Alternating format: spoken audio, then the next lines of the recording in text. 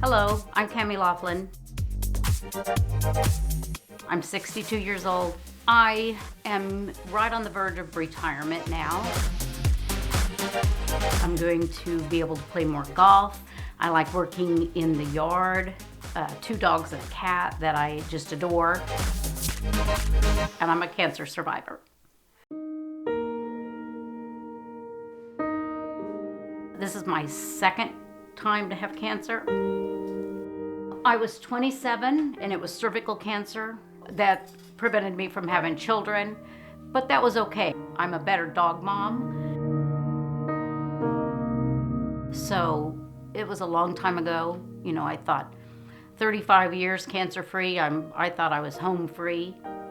Then I went for my mammogram a year ago last month, and it came up positive. Total shock. I've every year gotten my mammogram, every year, everything was fine.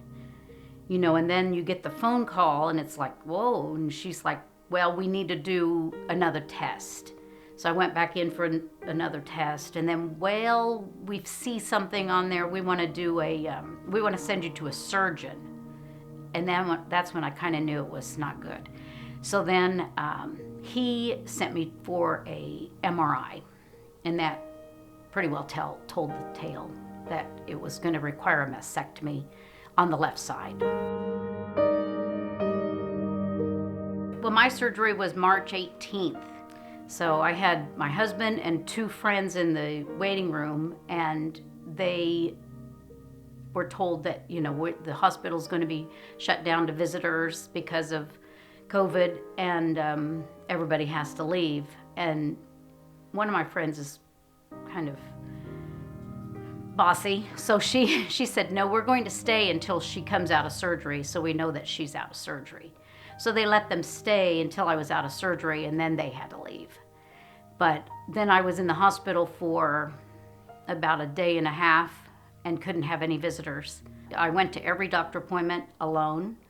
I went to all of my follow-up visits and my reconstruction surgery alone.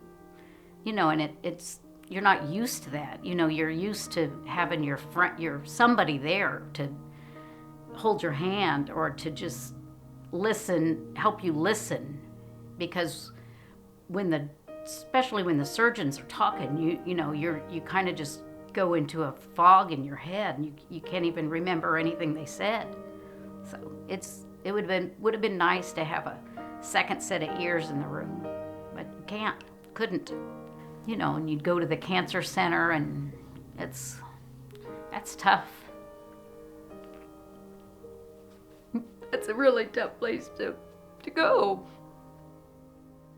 I was fine, but you know, I felt guilty almost when I was at the cancer center, because you know, I had hair and just, you know.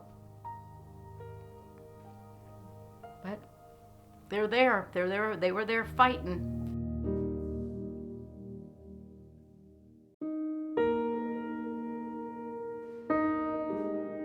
I have an opportunity to continue to live, you know, and not only continue to live, but maybe make a difference.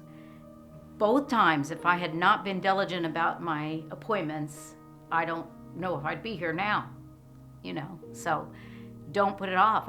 It could make the difference of your life or not. I cherish things more. I have more fun. I do things I want to do and say things I want to say, which sometimes I probably shouldn't, but you know, I just try to live happier. I don't really have much style until today, so no.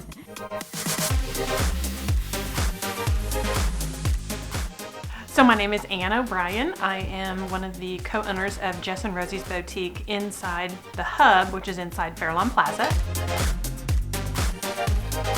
We were involved in the runway show for many, many, many years, and it's very impactful for me to have models come into the boutique or here at my home this year because of COVID.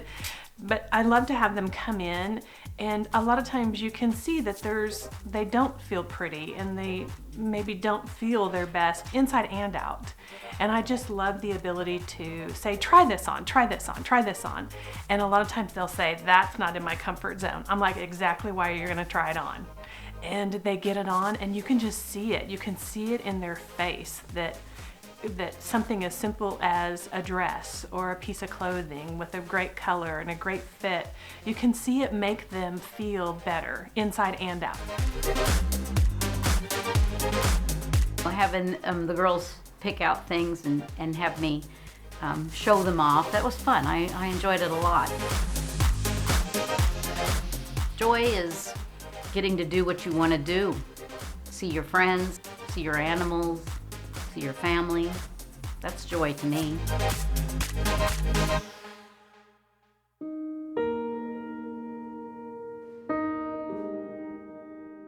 I've been a longtime supporter of the Couture for Cancer, and mainly the reason is my mom had 2-time breast cancer, and so she was a survivor and ultimately passed away from it a couple of years ago.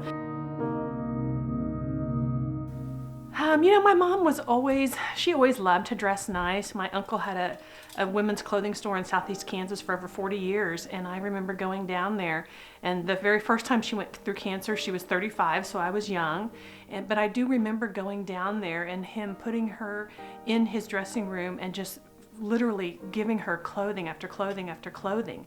And she would come out and in front of the big mirror, she'd do a turn, and you could just see by the way she shifted her shoulders or, did a little pose that you could see that it made her feel good.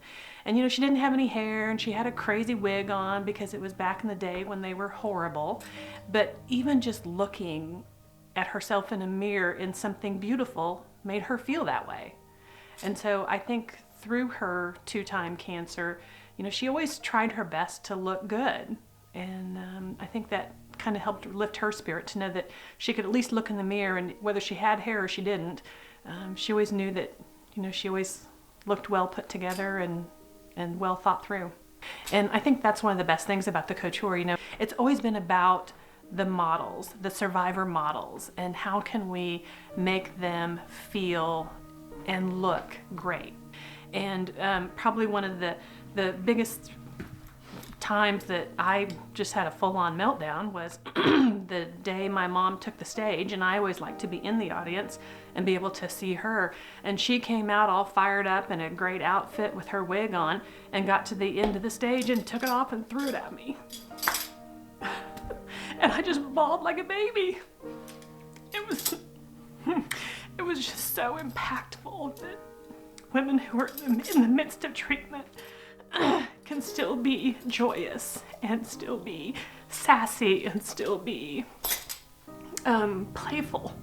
And I think that was a big moment in my life to know that she's gonna be okay. Yes, she's had cancer and she's bald and she's still fighting her tail off, but she's okay. Deep down, she still had the fire.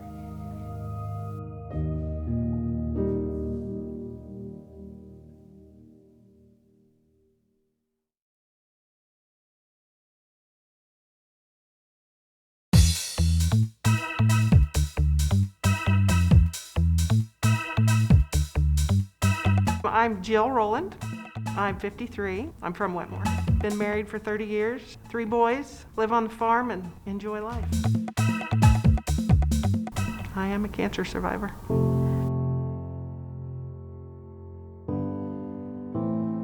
I noticed a lump in my stomach, and I went to my primary care doctor, Dr. Weiser, and he did some scans and found a mass and suggested I go to KU Med in Kansas City, which I did, and they admitted me and did surgery the next day and took out a 5-pound mass. It was ovarian cancer. Once you find out it's cancer, it's a horrible gut feeling. Oh, my boys. 16, 22, and 26. So, yep. They're my everything, so. It's a hard thing to tell them. Well, it's something that you're gonna fight, something you don't want to give up on. Too much out there to live for. COVID definitely makes it harder than it already is. In the hospital, I was by myself. My husband was with me in the emergency room. And when they admitted me, they tested me for COVID, and it came back positive, but I had COVID in September, so it was positive, but I really didn't have COVID, but they still put me on the floor that the COVID patients are at, so my husband couldn't see me. So knowing that, you're going into surgery to have a mass removed and not having that support system there was hard. And then chemo, he wasn't able to go with me too either. But the nurses there were very supportive and talked to you and told you everything they were gonna do and made it a little easier. I know there are people that haven't been able to get their treatments or their surgery because of the COVID, so I was very, very blessed to be able to receive everything I did as quickly as I did. I was lucky it was stage 1, so it was caught. It was all contained to the mass, so I was very lucky. I'm from a small town, and it's amazing what those people, my friends, have done. Just rallied around me, and just the meals we've gotten, the help we've gotten, the prayers. It's just so much appreciated. But the small town definitely comes together. It's definitely brought our family closer together, I believe. Life's short. We got to live in the moment, not the what ifs. We take every opportunity we're given. Don't work so hard. Enjoy life a little more.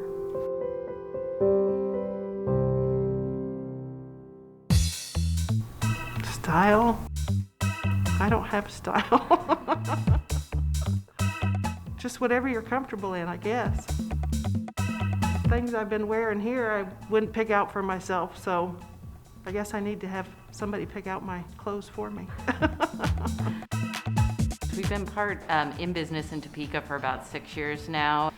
We love this community, and the women are so wonderful to us, and we love to give back. Our business is women, and women taking care of women, and that's what we dress, and that's who our friends are here, and that's who it is. And the women always have to, we feel like, take care of each other. And especially when things get a little harder, I think towns and communities, even with COVID, women around Topeka supported us immensely. And so you always want to help women with that, whatever their struggles are. I think beauty is, kindness and kind of being yourself and just being genuine and true. And I think that's kind of what we try to do here, is just kind of let women feel beautiful by feeling comfortable and able to feel confident in what they wear. This event has been taking place in this community for so many years, and there's so many women that it affects on an everyday basis. And so when you can actually contribute back to something that affects women that maybe shop with you or you're friends with, it takes on a whole new level. It was hard to lose my hair, but like my husband tells me, you're here. What else matters? That's the main thing. It doesn't matter what you look like, as long as you're alive and healthy.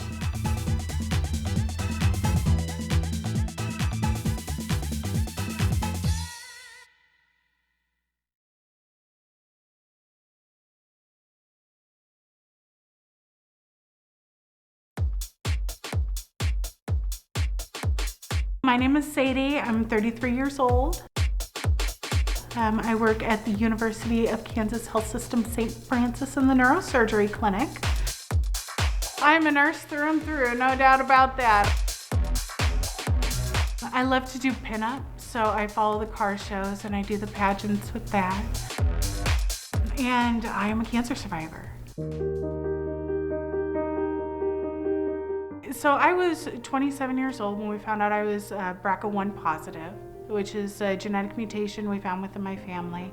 One of my aunts had breast cancer in both breasts, one of them before she was 40. So it was recommended that we all start getting tested and all those things. So I found out, and so we started just increasing the screenings. That's what we do unless you're going for prophylactic surgery, which I was not ready for at that time.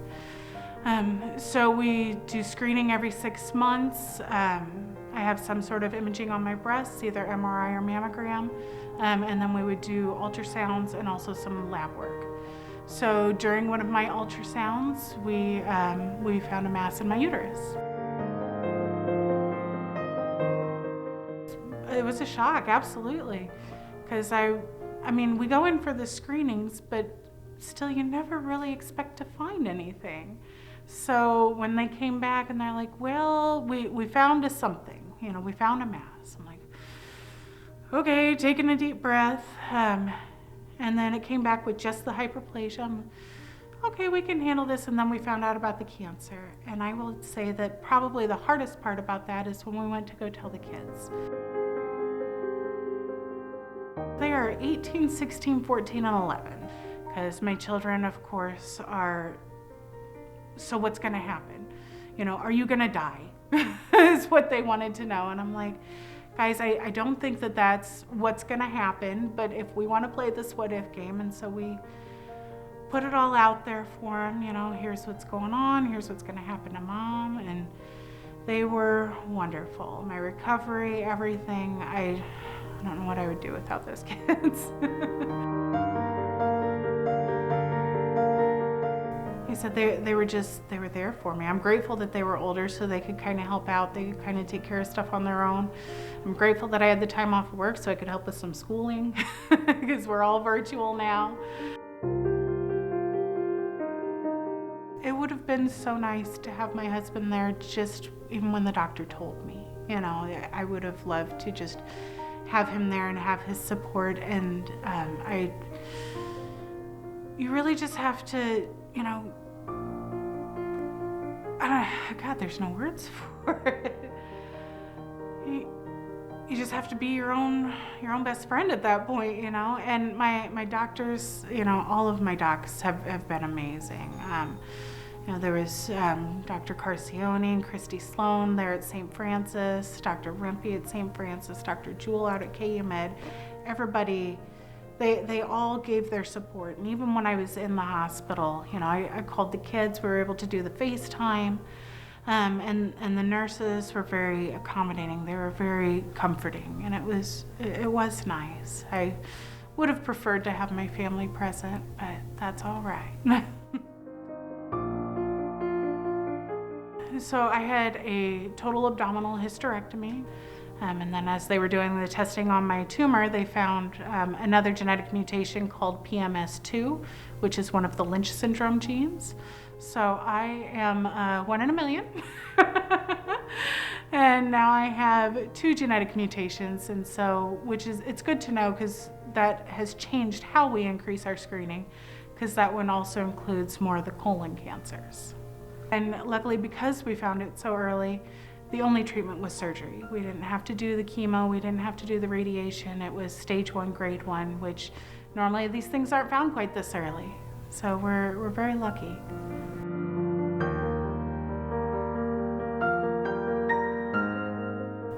So I would say that my attitude and outlook is pretty upbeat, pretty open. I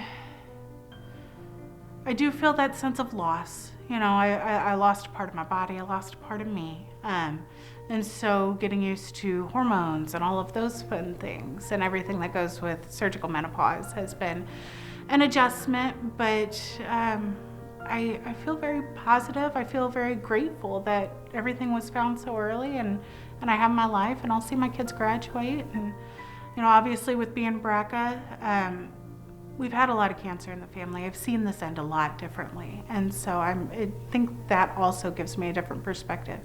I'm very grateful, and I'm grateful that we found the new mutation so that way I can go to my family, so that way everybody can get the additional screening that's needed. My approach to life is do the next right thing. Whatever you see that to be, just take the next step, do the next right thing.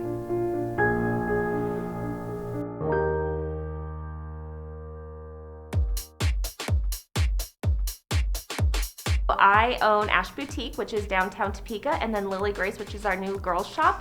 It's a sweet little space designed for girls in mind ages 6 to 12.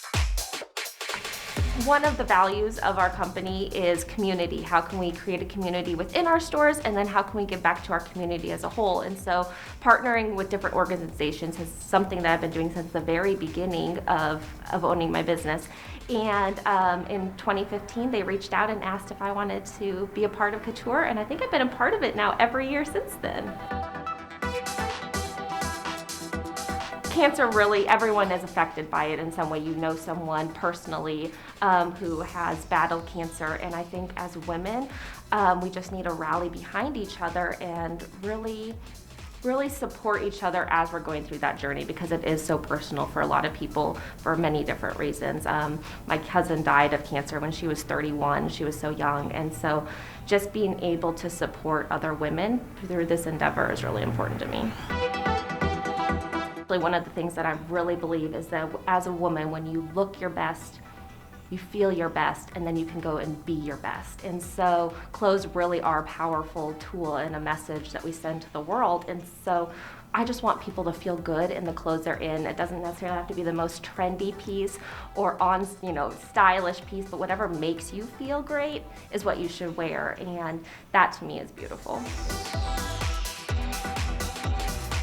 I define beauty as happiness, because when somebody is truly happy, they just glow and they just look beautiful. That would be how I would define beautiful.